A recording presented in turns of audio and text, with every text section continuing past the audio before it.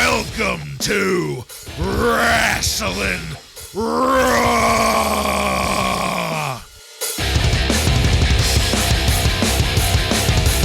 All right, you're listening to Wrasslin Raw, the podcast that takes you back to when Raw became war and attitude ruled. Thank you for joining us. You're here with Ryan Arico. Bartlett, you could even bring your own fat father stew. It doesn't matter. Joe Giammatteo. And you know what, Bartlett? You're going to need medical attention when I'm through with your ass. My God, what did I ever do to you guys?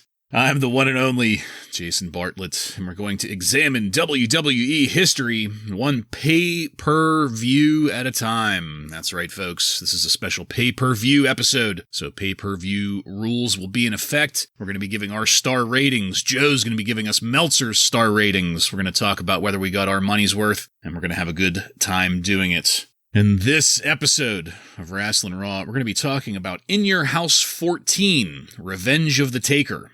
This pay-per-view aired on April 20th, 1997, and was recorded at the War Memorial Auditorium in Rochester, New York, and features Vince McMahon, Jim Ross, and Jerry the King Lawler on commentary. Are you guys ready? I'm ready. Ready. All right, then, let's get into it. With the fire of hell, the demon is risen to strike down the Almighty. This had one hell of a video presentation to start it off, giving us more drama and storytelling in one video than we had leading up to this championship match. I was wondering was this Freddie Blassie doing that voice? It sure as hell sounded like it, yes. Yeah, it sure sounded like it. It was pretty great. Yeah, it was. Yeah, it was really well done. You know, a promising start to this almost not mentioned at all pay-per-view going into it. Let's get the Commodore out here to introduce it all. Yeah. About 20 minutes of introduction, another 15 minutes of exposition about the state of the American fan. It'll be great. With that, we will kick things off with What a Rush and our first match of the night. Legion of Doom, that's Hawk and Animal, defeat Owen Hart and the British Bulldog by disqualification in 10 minutes and 11 seconds, with Owen and the Bulldog retaining the tag team championships as a result. This crowd loved LOD, and it was good to hear a crowd getting that vocally behind somebody. On the other hand, I love all the gold all over the champs. I've said this before, and I'll say it again. It is quite an image. The tag titles, the European title, the Slammies, just draped in gold, both of these guys. But I was honestly surprised to hear Bret Hart's music as the tag champs entrance. You know, I never thought I'd be wistful for high energy, but I mean, I'm still not. But I thought they would have had something, I don't know, a little different. I don't know why. I thought I remembered the Hart Foundation as having its own music, but maybe not. I don't know.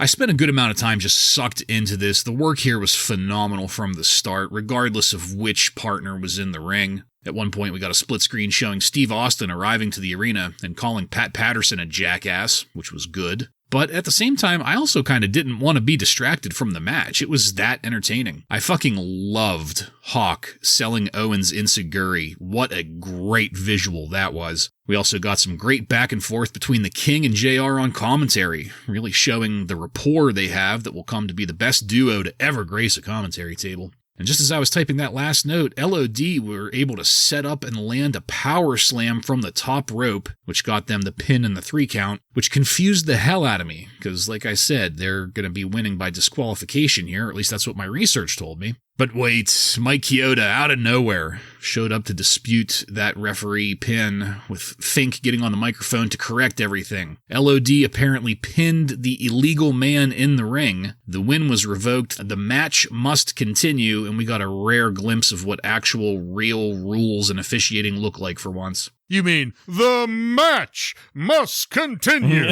Yeah. However... The official then decides just off the cuff that if Owen and the Bulldog don't return to the ring, they'll lose by countout, but they'll also lose the belts, which isn't how that works. So goodbye to official rule keeping.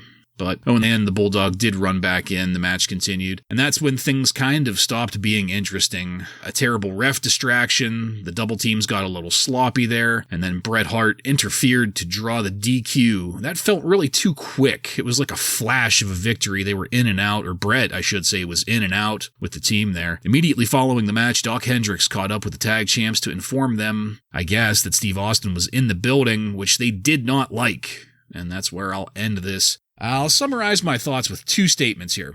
First, the tag team division has been in shambles for years now, with virtually no good coming out of it at all. Second, with that being said, this was probably the best tag team match I have seen in a very long time, or at least I can't remember any recent matches that were better. So for those facts alone, I'm going with a very solid 3 stars, and if it weren't for that finish, I might have went 4. Joe, what did you think of this match? Well, I'm not going to be that high on it, unfortunately. The match itself, I thought was okay. I was thinking 2-3 star territory. But then as soon as I heard Jim Ross utter the words, "Wait a minute," while LOD was celebrating and the crowd was losing their mind, I thought, oh, man. You thought, wait a minute. Yeah, I thought this is now moving into dud territory because it killed the crowd. It totally killed this crowd. They were loving this LOD win, the title change, and then we get this shenanigans from this fucking incompetent referee. Holy shit, he sucks. He's going to get what he deserves later, so we'll talk about that, but... Man, he fucking sucked. And he botched the Bret Hart interference too. He had to like hold the count. I don't know if Bret took too long or if this guy just sucks or both. I don't know, but I gave this a fucking dud. I hated it. So I guess I'm going to be falling in between you two because I did really enjoy how it started. You know, the crowd absolutely loving LOD here, and so was I. And it started out as a very solid tag team match. Bartlett, like you said, something we haven't been getting for a long time. We have a true heel tag team now with Bulldog and Owen. You know, we've had months of taint tickling with them, but they're now fully back into heel territory against these absolute fan favorite, the Legion of Doom. They just could do no wrong here. At the beginning, I thought, everyone involved, Bulldog, Owen, Hawk, Animal, didn't matter who was in there. They were looking pretty good. Then we start with the fucky ending where they don't have the right person pinned. So we're going to say the match has to continue, and everything just kind of went downhill after that. The part where Kyoto holds up to count for Bret Hart, I had to really think about that because when did we ever have a ref say that they couldn't count to 3 in a tag team match because the other guy was in the ring? Because that was the excuse he used. Telling Animal to get out. Yeah. I mean, that's literally how every tag team match ends is with the other tag team partner in the ring ready to stop any interference. But all of a sudden, that's enough to not count now. And then we have the predictable ending with Bret Hart coming down. And, Bartlett, I was right there with you with 3, even into 4-star territory if everything before the first pinfall happened. Yeah. And then it just, like, every moment just kept on ticking it down further and further, and I ended up settling on a 2-star because of the ending. Yeah, I think this is one of those cases where me knowing the final results, I mean, not that you guys don't all the time, but like I knew the DQ was coming and was expecting it. You knew the shenanigans, yeah. Well, I didn't know the exact circumstances, but I knew that the finish was a DQ finish for, so. I probably would have preferred pretty much anything over this, like just straight Bret Hart interference or just fucking put the belts on LOD. I don't know. Yeah. Crazy. I mean, it's not like Owen and Bulldog haven't had them forever. Right. I mean, the crowd would have went well, they did go nuts when they thought they won them the first time. Wait a minute. Wait a minute. Must continue. At the very least, we would have had the tag championships on an actual tag team instead of 2 singles. Oh, well. Joe, what'd Meltzer think of it? Dave Meltzer gave it 3/4 of a star due to the clumsy finish. Okay. Yeah. I can't really argue with it. Like I said, I think I was just overly prepared for it and more ready to accept it. Something that I was not prepared for and pleasantly surprised me, though, was the Superstar Room with Brian Pillman and Sonny. My goodness, Sonny appeared to be intoxicated. She couldn't even improvise there with Pillman holding on to her. Part of me, I couldn't see anything. Part of me thinks that just to fuck around, maybe Pillman was goosing her ass or something. That's just my imagination, but she couldn't hardly get anything out. He did all of the talking here, but she did manage to say that kids needed to get their parents' permission to call into 1-900-SHAMELESS because otherwise they won't like the phone bill. I thought that was pretty funny. I was wondering, how did he not have a raging boner during that whole thing? Well, maybe that's why he was holding her so tight the whole time to hide it. Maybe. It was great to see Pillman there. That's the first time we've seen him on our screens in about 4 months now, right? Yeah. Yeah, been a while. I think he had a gun in his hand the last time we saw him. Yeah, that's right. What was not so great, though, was hearing PG-13 start the entrances for our next match. Savio Vega, with the Nation of Domination, defeats Rocky Maivia by countout in 8 minutes and 33 seconds, with Rocky Maivia retaining the WWF Intercontinental title as a result. We went backstage to Rocky Maivia and Kevin Oh My God Kelly before this match got started, where Rocky cut a pretty great promo. It was short and to the point, but it was delivered perfectly and with that distinct Rock flavor to it. I loved how The Rock didn't even have a chance to get the belt off when the action started in the ring. He looked great wearing it. He looked great wearing it while fighting. It was just a great visual. I was really intrigued by Farouk coming out and joining commentary, and the first question that they asked was to please clarify this challenge he had made with Ahmed Johnson, which, correct me if I'm wrong, but the details are that Ahmed will have to beat Savio, Crush, and then Farouk in separate matches, but all in one night, and then the Nation of Domination will be disbanded. Did I get that right? I believe so. Right. Yeah. And the man issuing this is currently in a sling. Yes. Yeah. Yes, let's not forget that. I did love the split screens showing Farouk talking. He still has, even in a sling, he's got a presence. Every word coming out of his mouth sounded genuine. His facial expressions looked genuine. He looked like he did not give a fuck about what he was saying, especially at one point where Farouk said, "If I don't like your color, then I don't like your color." I love Savio Vega's kicks. He always looks great with those. He gave us some great ones in this match. And I loved when Rocky did a nip up and you could read his lips saying, "I'm ready, motherfucker." It was a great spot. We got another great looking rock bottom out of Rocky. And as soon as Rocky got sent outside, though, Crush hits him with a Hart punch. And this match went straight to fucking dud. To hell. That's what got Savio the count out. That's it. That was the end of the match. Talk about anticlimactic. I did not see that coming. I don't know if you guys did or not, but after that, the Nation all got into the ring to argue about the finish because Savio got robbed from the belt, but then they all settle on just ganging up on Rocky. Of course, that draws Ahmed Johnson in with his fucking 2x4. He got a really weak "you're going down" chant going. Ahmed got on the mic after that, calling Savio an illegal immigrant and accepting Farouk's challenge, effectively ending the segment. I thought that this was a really good match up until the finish. Not only was the finish centered around Crush, but it was also that fucking Hart punch. It just fell flat as hell. My heart just dropped into my stomach like, oh my God, that's how this is going to end. Oh my God, oh my God, oh my God. Like you received the Hart punch. Yes, I was a Hart punch straight to my withered little Grinch heart. Hit in the heart with a treated 2x4. Yes. Dud. Crush ruined it. It was great up until then. Crush ruined it. Ryan, what did you think of this?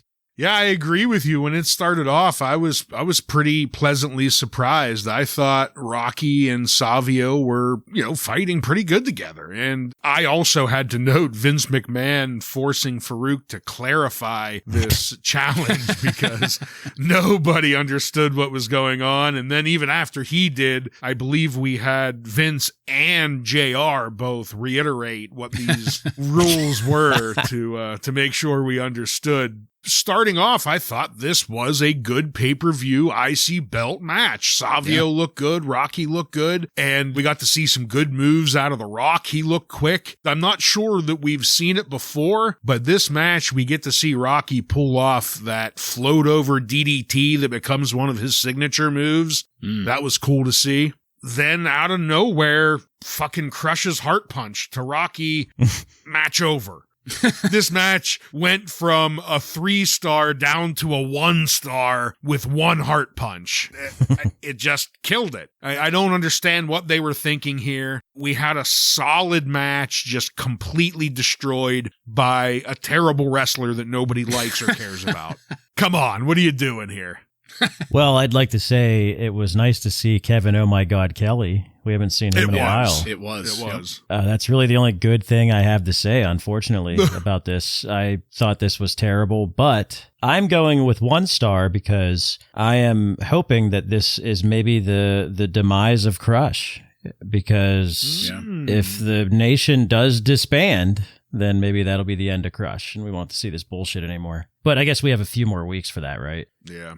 And again, Ahmed with this goddamn 2x4. And why is he always the one who clears the ring of like 9 people and never gets beat up?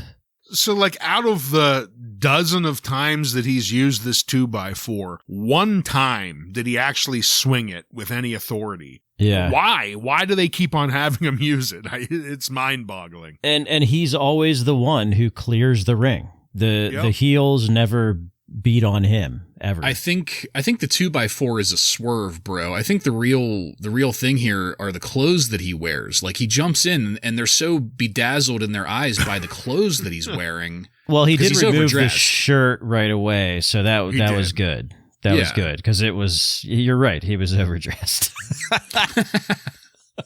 He come running into the ring like the Kool-Aid man, all dressed in red. Oh, wow, yeah. Yeah, it was like a red, looked like pajamas. Velvet, draped in velvet. Busted right through the door. What Meltzer think of this? Another 3/4 star match. He said it was not nearly as good as their match they had in South Africa. And you guys will like this comment. Most of this match was a backdrop for Farouk to explain stipulations in the 1-on-3 challenge to Ahmed Johnson. Yep. If we got anything out of this, at least it was that. Clarity. Clear cut explanation on this match in 4 weeks. It only took 4 tries to clarify it in one conversation, but it happened. And 3 people. Let's go backstage to the Superstar room again. We had good times there before. Let's see what's happening now. Hey, it's Ken Shamrock.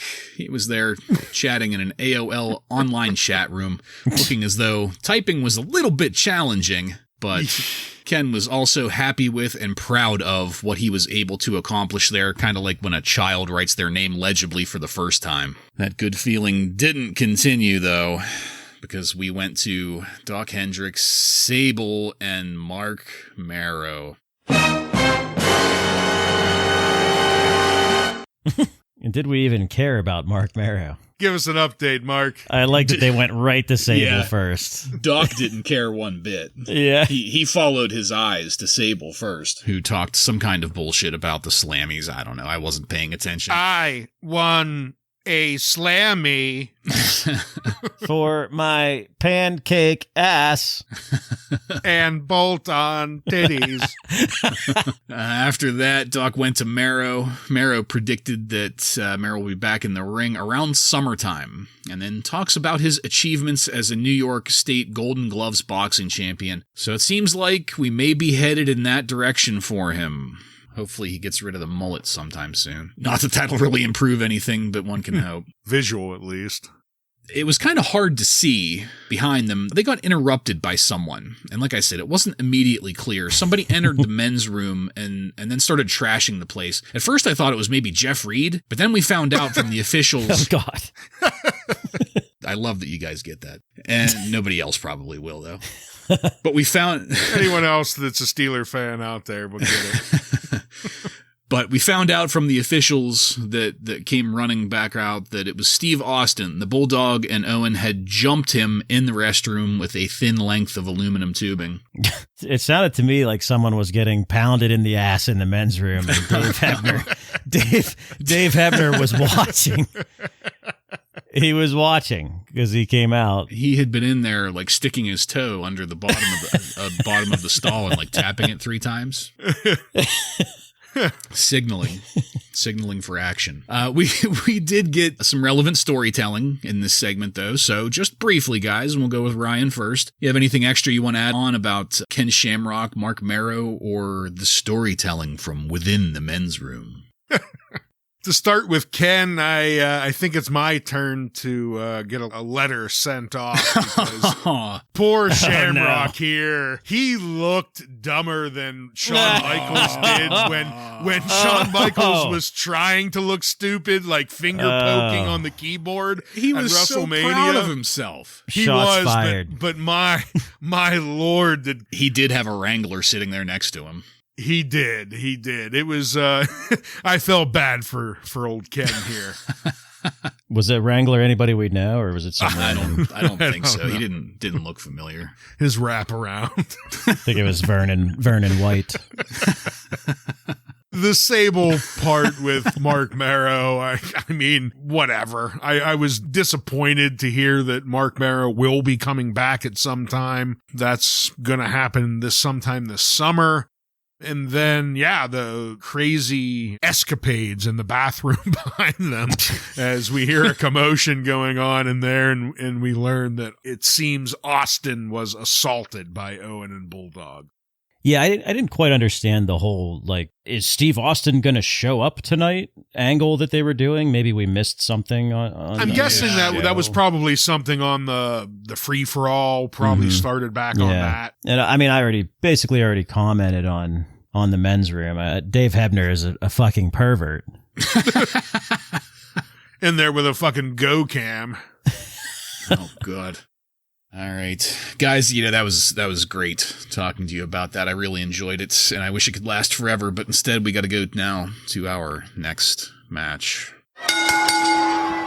Double J, Jesse James, defeats Rockabilly with the Honky Tonk Man by pinfall in 6 minutes and 46 seconds. First note, I really wish Double J would write or learn a new fucking song because I'm over it. I am so over it. I've been over it for months. Yeah. I was kind of able to just ignore it, but I can't anymore. This is just, ugh. Well, we're going to hear a worse song, maybe. I mean, the fucking Rockabilly song was some of the worst shit I've ever heard. I know I shit talk, but I had a big old smile seeing the Honky Tonk Man coming out here. Jeez. Of course you did. Say what you want about Honky. He's a jackass, and he knows how to use that to play a crowd. He really does. I mean, he revels in it. You can see how much fun he's having on his face while he sucks. At least he's having fun, right? I mean, it's go home heat, though. They want him completely out of the building. Fair enough. That enjoyment that I was having, though, that faded as soon as Billy Gunn came out. Billy Gunn, all they did, despite all the talk about giving him, like sideburns and all that shit, all they did was give him a bedazzled black denim jacket that says Rockabilly on the back and some really shitty new music. Oh, yeah, that too. Rockabilly, get it? Get it, Billy? Rockabilly? Yeah. 2 weeks ago, I had commented on, being confused on how Rockabilly becomes Rockabilly, given that he punched Honky in the face. Honky wound up talking to us about how that did happen. So I guess the story is that Honky is a submissive, and he really just needed the right dominator to get him where he needed to be. And Billy Gunn punching Honky Tonk Man, that did the job. If you know what I mean. Back in the ring here, when we got to the point where Jesse juices flowing for Dave Hebner. Oh, where do you think Honky got that shit to slick back his hair? It's like there's something about Mary. When we got in the ring to the point where Jesse James was no-selling the chin lock, like checking his watch, waving his finger in the air, I was fucking done with this. And nothing after that changed my mind. Dud's where it is. Joe, I wanted to hear from you first on this one. What did you think of it? Oh, really? Yeah. Well, I guess I'll start with how did this gimmick not completely fucking bury Billy Gunn forever? Holy shit. 30 years later, still going. He's called Rockabilly, but he still comes out in cowboy boots and jeans and a shitty sounding country song, I guess. I don't know. It was not a rockabilly song. But he dances now. And yes, he dances. Very, very poorly. He was also doing a Rip Rogers impression there early on in this match. He was like shouting while flying through the air. Oh, God! Yeah. This is a dud. This is nothing but a dud. This crowd atmosphere, it sounded like they were wrestling in a fucking high school gym. These people hated it. They were silent. Dud. I mean, how couldn't they hate it? You know, I mean, the first thing I have noted is just this stupid fucking song. I've been tired of it for months. You know what's crazy? How are the fans not booing the living hell out of him with this? They were singing along. They're editing it out. They're editing it out. Yeah. That's CG, the fans. Just cheering along. The best part of this match is the beginning when Vince McMahon decides to pronounce Honky's guitar as a heirloom, really laying into that. That's the best part of the whole match because the rest of it was absolute shit. All we got was Rockabilly and Jesse James showboating and dancing left and right. Yeah. After every punch, one or the other landed, we would get some juke or jive or dance or it was fucking terrible. And on top of it, we had to endure Honky Tonk Man during this entire time. So I could only end it with fuck Honky Tonk Man. This is a fucking dud. Oh my. What'd Meltzer think of it? He gave it 1/4 star. That's generous. And said the place died when Billy Gunn came out as Honky's mystery protege, as it was a huge letdown. Were people ever up in order to be let down? Well, Dave Hebner was up. Ooh. My goodness. Coming day and night. Let's go now backstage to Doc Hendricks. Doc was back to selling that Undertaker door banner. That still looked cool as hell. Especially in this presentation, too. Oh, please. I got an update this week. Someone does have one up for sale on eBay right now. $200 with some holes, says the description. Oh. So, do we have some pictures of the holes there? He does. If you go to the listing, he's got some close-up of the holes. So, you know what you're betting on here. As our resident asshole for The Undertaker, do you think that's a fair price for the item that is pictured? I mean, I didn't buy it. Maybe it's a listener and they'll cut you a deal. Oh, maybe. If the seller of the Undertaker door banner is out there, drop me a DM. Maybe we can work something out. It comes pre-designed for glory hole action with Dave Hebner. All right. After that, Kevin Kelly was in the locker room with Steve Austin and Gorilla Monsoon. Steve Austin was pissed the fuck off, and it sounded great. The bottom line from Steve here is that he's not going to avoid this match after getting jumped in the restroom. Monsoon's solution to this is to rearrange the match cards so that Bret Hart versus Steve Austin goes on after the championship match. After that, we go to some fucking jobber interviewer. I don't know who the hell this guy was. I didn't care. Lance Wright is what his name was. That's what Kevin Kelly called him. Yeah, I mean, they did give his name, but I was so shocked at this just little fucking no-name schlub on our screens that I didn't even catch it. He had a terrible haircut. I mean, that alone was just bad enough. He was in some other locker room with the Hart Foundation, asking them their thoughts on things. Owen was there saying that Austin interrupted their celebration time in the bathroom. That's pretty funny. Bret Hart just simply added to that. Bottom line is, who's crying now? Which I thought was a perfect line. After that, we got a video package that represented the terrifying story and rivalry between The Undertaker and Mankind. I thought that was pretty damn cool. And then Doc interviewed Paul Bearer and Mankind after that, so I'll pause here because I wanted to ask you guys, and we'll go with Joe first on this one. We've got this news now that Austin and Bret are getting moved to the main event. What do you think that says about this rivalry and the fact that they're bumping a championship match with two people that also have a legendary rivalry? in a show named after The Undertaker. Yeah. Yes. Yeah. Yeah. Little odd, but I don't know. I guess we'll talk about that later during those matches. But once again, I'm a big fan of Kevin Oh My God Kelly. So I liked his interview with Steve Austin. And the Hart Foundation interview, I don't know who this jobber interviewer was, but I was really focused on watching Bret Hart during this because he was like giving these facial expressions and a lot of the mannerisms that he had during this. It kind of reminds me of the Roman Reigns bloodline stuff they do now. Like you can tell Bret Hart is the clear leader of this group.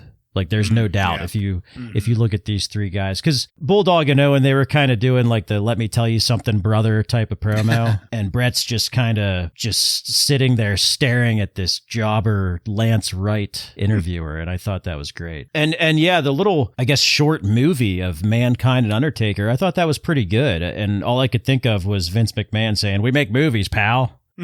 Yeah, the interview with Austin and Kevin Kelly was really good. Austin just super pissed off, and it shows in every line that he delivers here. And then the Hart Foundation, they respond to Austin, and this was good. This is what we were saying about like 2 weeks ago, or for the last 2 weeks, how when Bret Hart had those stupid videos, they kind of fell flat. But man, put him on the mic in a live situation, and this was good stuff. And that last line was really good. The bottom line, who's crying now? And then we go to this, basically was a movie trailer for our upcoming match between Mankind and Undertaker. Great job with that too. It did a really good job of recapping their entire feud and why this match is important.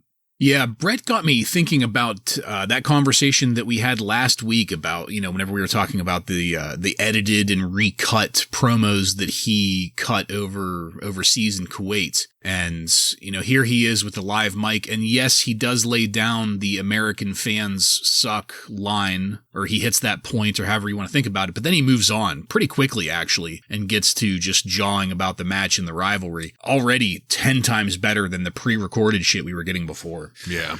Well, gentlemen, with that, let's go into what was our main event, but is now just our next match. The Undertaker defeats Mankind with Paul Bearer by pinfall in 17 minutes and 26 seconds to retain the WWF Championship.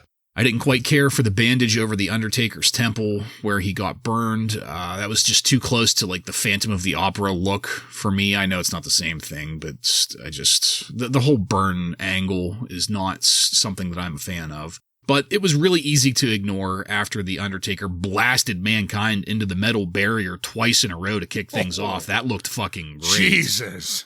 In the first few minutes of the match, I felt that the Undertaker getting distracted by and going after Paul Bearer kind of broke the momentum that they were building. Because, I really was liking the action, but then the distractions kind of ebbed it back. I'm not sure if that was deliberate or not. I don't know. Great news, though. JR told us that Mankind didn't have Vader with him because Vader's currently mastodoning it up in a Kuwaiti prison.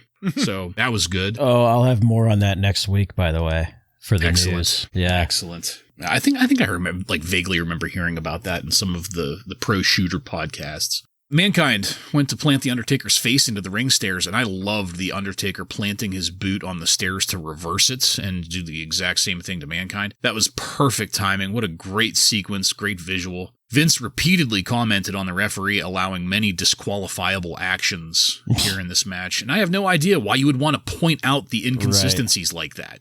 Just shut up and let it happen. Let me be absorbed in my suspension of disbelief, you fucker. We got a close-up of the Undertaker's burn, and it looked fake as hell. It was kind of distracting. And even with that being said, I was really enjoying things up until the referee got caught in between the Undertaker and Mankind during a splash in the corner. And that's when another referee tried to come in, and I was like, oh God, come on, not this shit. But then Mankind mandible clawed that fucker out of the ring. I popped my ass off. And that was the asshole that messed up the first match, so he deserved it. I didn't know that. I didn't realize it, and I'm getting hard all over again just hearing you tell me that. Good.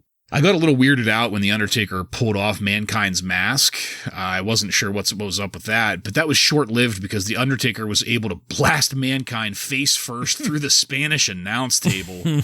Mankind ended up stuck in like a really awkward position that looked great, and later on we'll get, some further detail of it, but I think the issue there was that this was a non-gimmicked table, so that metal frame inside of it still held, and only the particle board gave way, making a perfect, circular hole through the table. So he was stuck headfirst down in this hole. I appreciate the lengths that they took after that to keep Mankind's face covered. There was always something convenient there, like an arm, or like Mankind's hair, or even the Undertaker's hair, or the pinfall after the tombstone to keep Mankind's face covered. I just was really impressed with that. But then in the aftermath, there was some very obvious issues with the fireball gimmick that Mankind had. It looked to me like the spot was supposed to be Mankind attempting to fireball the Undertaker, but then the Undertaker was going to dodge it so that Mankind hits Paul Bearer accidentally. But what ended up happening was a lot of fumbling around back and forth. It looked like it maybe wasn't working for Mankind at first. It took a lot of fucking around with. It took a lot of fiddling with. It was blatantly just hanging out there, much like Dave Hebner's dick in a men's room. And finally, these two finally got into a position where the Undertaker, again, just my personal opinion, was able to improvise a spot where he did the fireball himself into Paul Bearer's face. And that's where this segment ended. I was on board with and loving this match, despite the fireball shit, up until, the bandages and all that at the beginning. I was on board with it up until all of this bullshit after the pinfall. If they had just left it alone, this would have been a 4-star match for me, but because they didn't need the fireball and forced it anyway, it dropped it down to 3 stars. Ryan, please, what did you think of this match? From the beginning, I was thrilled when The Undertaker came down without the Van Zant hat. Yep. I knew things were going to be looking up, and it pains me to say it, but it's pretty clear from where this match is positioned that The Undertaker is just a placeholder champ. I mean, the pay-per-view is fucking named after him. He's the heavyweight champ, yet the Stone Cold Bret Hart match is last. And I think Undertaker and Mankind took offense to that because they picked up their game. They went balls to the wall the entire time, just beating the living hell out of each other. From the start, they go 2 times into that crowd barrier, just looked violent as hell. And they show it from a couple other angles. And, it doesn't matter what angle they put it from. It looked painful and good. And it reminded me of one of the things Mick Foley likes to say in interviews when people ask him about, how he made things look so real. And his answer is, well, I didn't fake it. It just fucking hurt, and I think that's a clear case as to what happened here. And another part I loved, Jerry Lawler, when Mankind got frustrated after a near fall on The Undertaker and he starts pulling out his hair, Jerry the King Lawler says, "Look, another heirloom in the ring." That was great. Almost as great as these two guys were together. That glass pitcher that got broke over the Undertaker's head, that's something new. I don't think I've ever watched a gimmick pitcher get used, at least not yet. So, I thought that was pretty cool. And I will agree the bandage was, it was a little bit iffy. And when it came off, the latex and whatever they did to make the burn, maybe back in 97 on a shitty television, it wouldn't have looked as bad. But then Undertaker lands one of the most violent chair shots I think I've seen yet. He wraps that thing around fucking Mankind's ear hole, and it looked like it fucking hurt. The ending of this match I thought was pretty cool too. We demask Mankind and then puts him through the Spanish announcer's table. Then we get the choke slam, the tombstone. I know this match is, pretty much forgotten about as far as Undertaker-Mankind matches go. They've had so many classics in the past, but I think it should be looked at more often. The end, everything after the pin, if it would have went a little bit cleaner, it would have came off okay. But the way that they fumbled around with the fireball gimmick did kind of make it lose its luster. But it was shocking. The Undertaker burnt the most beautiful face in wrestling. By God, that was shocking. And, even with all of their fumbling at the end, I couldn't take anything away from it. I gave this a 4-star. I thought both guys did a fantastic job, and it was beautifully violent. I loved every moment of it. Yeah, violent is a great word. I mean, for April 1997 standards, this was a pretty violent match. So yeah, that's a good word for this. And I've said it before. I think we've all said it. Things that set guys apart, like Mankind, Shawn Michaels, Bret Hart, those types of guys, is they're gonna do something different all the time. Yeah, that's what makes them great. Even though these guys have had how many matches now? How many pay-per-view matches? They're still pulling out new shit. And Mick Foley is just one crazy son of a bitch. I mean, there's no other way to say it. It's always entertaining. The shenanigans after the match, they really wanted Paul to take that fireball. They were not going to get away from it. It seemed too important to the story that they wanted to tell going forward. Knowing what we know, I guess, I wonder if this is all leading to the Kane stuff. But that was my thought too, yeah. Because I've said it before, like the past month or so, is I just don't like Paul Bearer taking these bumps and getting burns and all this other shit. Like, I don't know, it just doesn't look comfortable, I guess, but... This is also like kind of heel behavior by The Undertaker by doing this, but I guess it's because they fucked it up. Yeah, I mean, even the way Vince McMahon responded to it, like, I don't know if he understands what he did. And yeah. But I am going to cheat a little bit and not really include that in my rating, that whole shit that happened after, because it was after the match was already over. But that fucking head first dive into the table where he's sticking up like a cartoon character, I immediately gave it 5 stars. As soon as I saw that, I'm like, I'm giving this 5 stars. That was amazing. Yeah. And then he does the rope hanging spot again, but this time Shawn Michaels isn't there to help him out of it. He had to get out himself. I don't know how he didn't rip his ear off again. I have no idea. It was already gone. I guess. But the mask being ripped off, Vince had to hate that, right? I'm putting a mask on this guy. We'd have to see his ugly face. And then a very little thing, too, that put it over the edge and gave it 5 stars for me was the kick out after the choke slam. Because this guy goes through the fucking table head first, then gets a choke slam, but he's still not done. You're going to have to tombstone me to put me down, It's one of those examples where even though he lost, he's not getting buried. Yes. Because he looks like a fucking madman here. Yeah.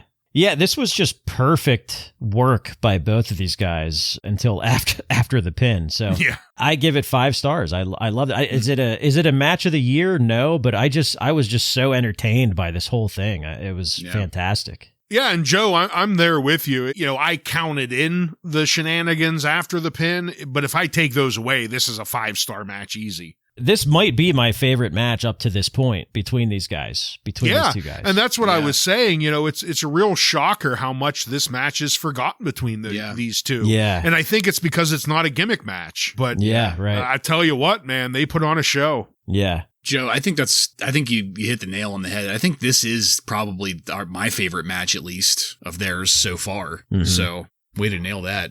What'd Meltzer think of it? Dave Meltzer gave it 3 3/4 stars. He said it was really good, largely due to the performance of Mankind, who took some hard bumps and took his key bump at the perfect time. I think he's referring to the table spot there. All right, well, let's go backstage now with the Hart Foundation. Doc did a great job of setting up the promo, and Bret did a great job of delivering one. With the exception of mentioning the American fans there, that was all pretty strong. And that is going to take us into our main event. Stone Cold Steve Austin defeats Bret the Hitman Hart with the Hart Foundation at the beginning and then at the end by disqualification in 21 minutes and 9 seconds. I liked that Gorilla Monsoon was there to kick out the Bulldog and Owen at the start of this. I don't think I want to see too much else going on around the ring whenever Austin and Bret are working. You know, at the start and at the end is one thing, but whenever the bulk of the work is going on, I don't want to be distracted. And I loved the way that both competitors charged straight into this. These two fucking professionals knew exactly what we wanted, and they looked like they were prepared to give it to us. I loved Austin throwing Bret through the ring stairs. Bret sold the hell out of it. I also loved Stone Cold mocking Bret Hart in the ring before throwing him through the other set of ring stairs. Bret again selling the hell out of it. The one thing that kind of shocked me the most about the early stages of this match is just how dominant Stone Cold was. I'm not saying Bret Hart was laying down for it, because honestly, Bret never got the chance to lay down for it. Stone Cold was relentless in this, and the start of this match just really put Stone Cold over as a badass. Unfortunately, whenever I was typing that last note, referee Earl Hebner got bumped, giving Bret the chance to even things out. How many fucking ref bumps did we see tonight? Probably like 3 at least. 9. I think 9 total. That bump gave Bret the chance to even things out with a steel chair, even though I would have preferred the steel chair had been used on Earl Hebner, but I'll take what I can get.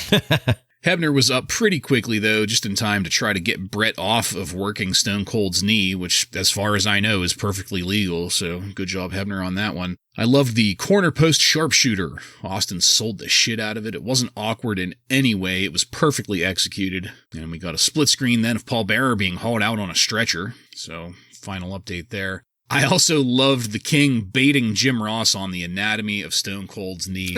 JR responded perfectly to it. And, you know, just because I kind of slept on it in some of my notes here, but I want to just throw it out there. Commentary during pretty much all of this pay-per-view was damn good, but in this match in particular, Vince McMahon really felt like a third wheel. I wish we could have just gotten rid of Vince in this match, because between JR and the King, you could feel like they were trying to hit their stride and trying to hit that rapport between the two of them. But Vince just kept on sticking his fucking nose in.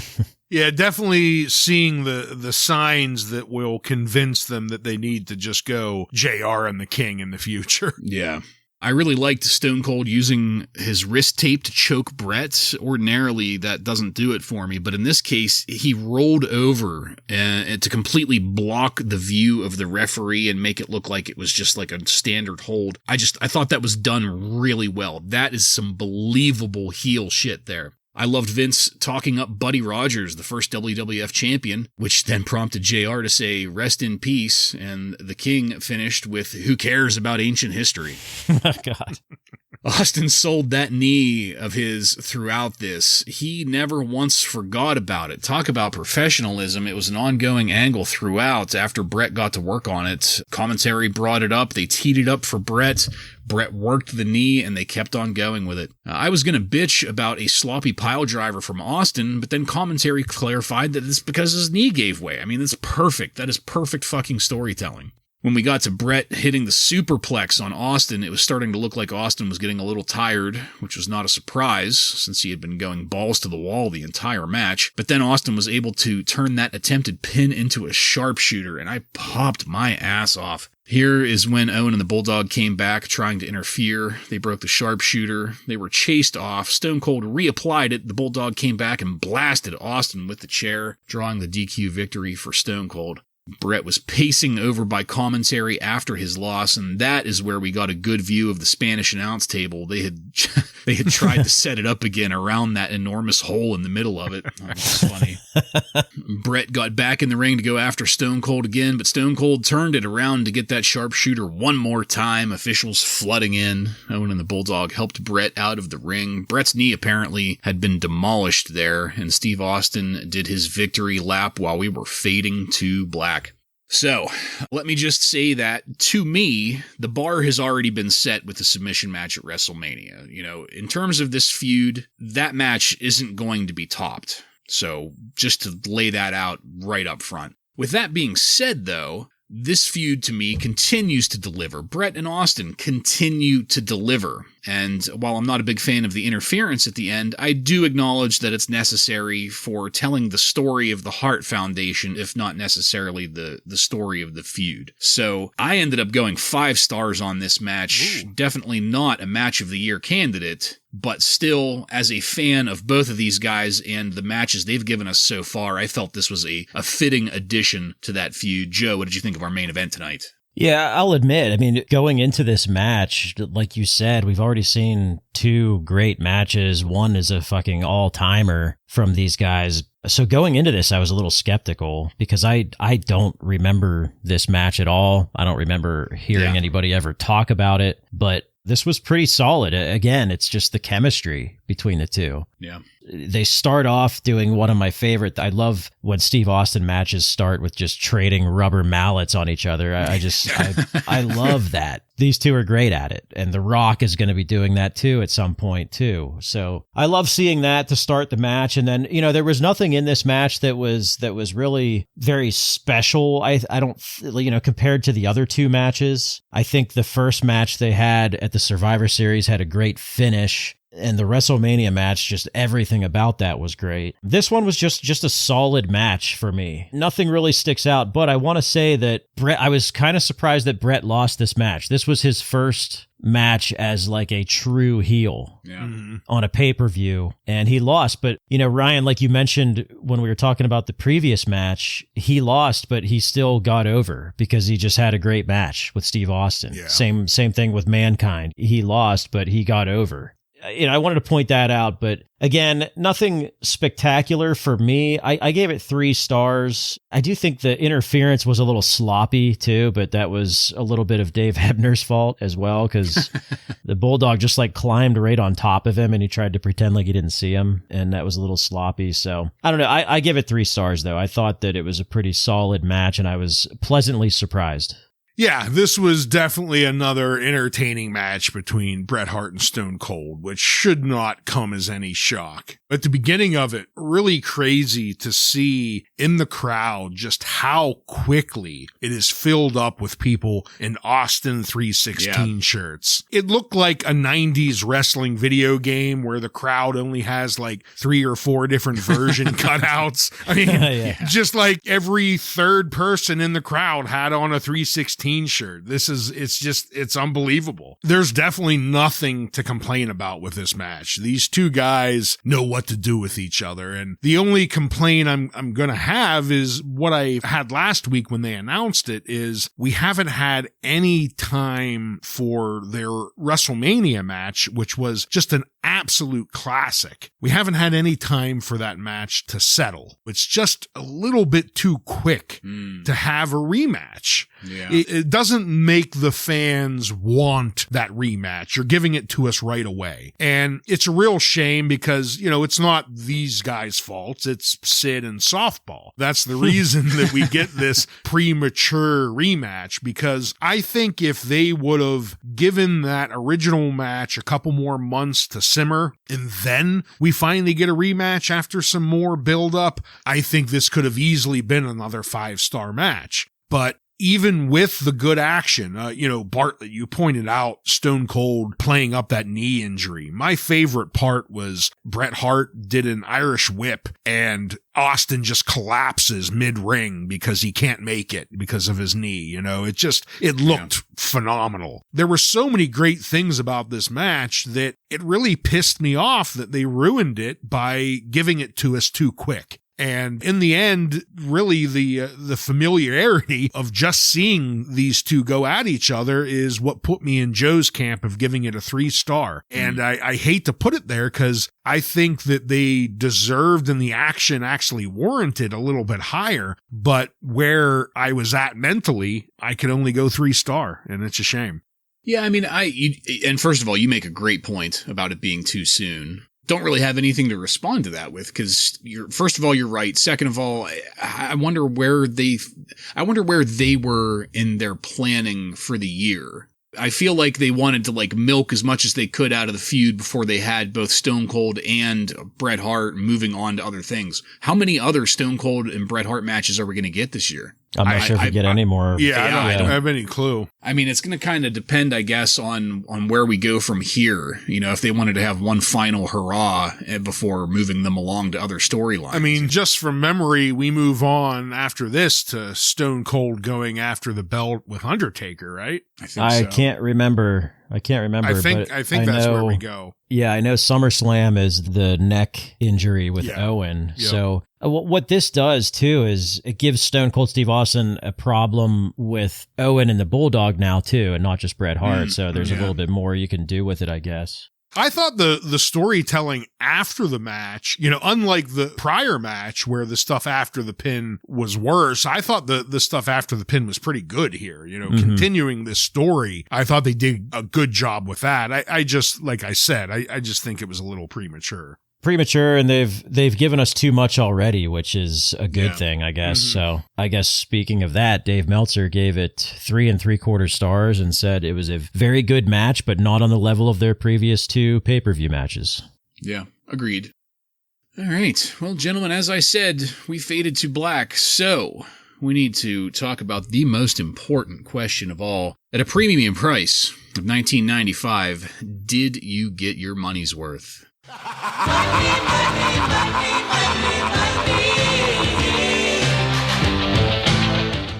Joe, why don't you take that first?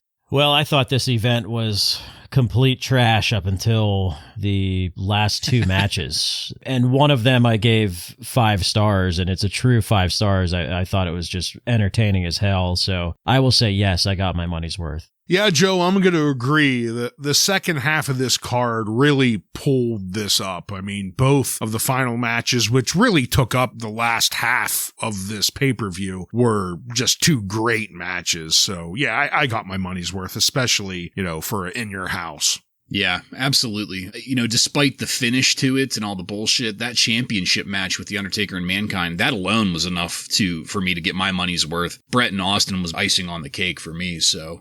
What did the Wrestling Observer have in terms of numbers for us, Joseph? You know what? Not very great results from the readers of the Observer. 34.9% thumbs up, 47.7% thumbs down, and the rest in the middle. So mostly a thumbs down for the event. The best match was voted as Bret Hart versus Steve Austin, but Undertaker and Mankind was a very close second. Can you guys guess what the worst match was voted? Rockabilly. Yes. With all votes. 100% of the voting. Cousin Eddie versus Rockabilly was the worst match. Dave Meltzer, general comments. He said it was a largely forgettable show with 2 strong main event matches and a total nothing undercard. Yeah. The plethora of DQ finishes, run-ins, and ref bumps was only made worse by a DQ finish in the Bret Hart versus Austin main event. Yeah. But some good news, this show did draw a sellout of 6,477 people 5 days before the show. So wrestling is gaining popularity. Things are looking up. Yep, and that's all. Things are looking up, especially for Dave Hebner, who had some fun in the men's room and then got sloppy and was then premature.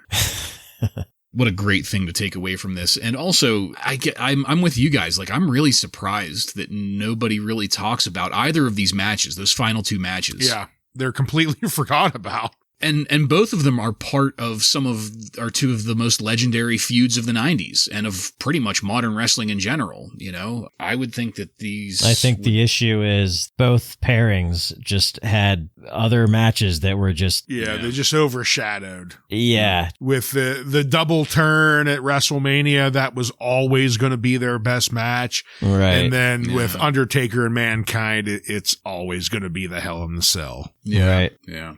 Well, I'm glad that we were able to go on the record and praise this, at least those 2 matches, because definitely worth watching. Any of our listeners out there that try to keep up with us and try to stick to our viewing schedule, just fantastic matches to watch. Don't regret it one bit. Yeah, at least catch the second half of the card. Yeah, it makes sitting through South Africa last week worth it. Yes.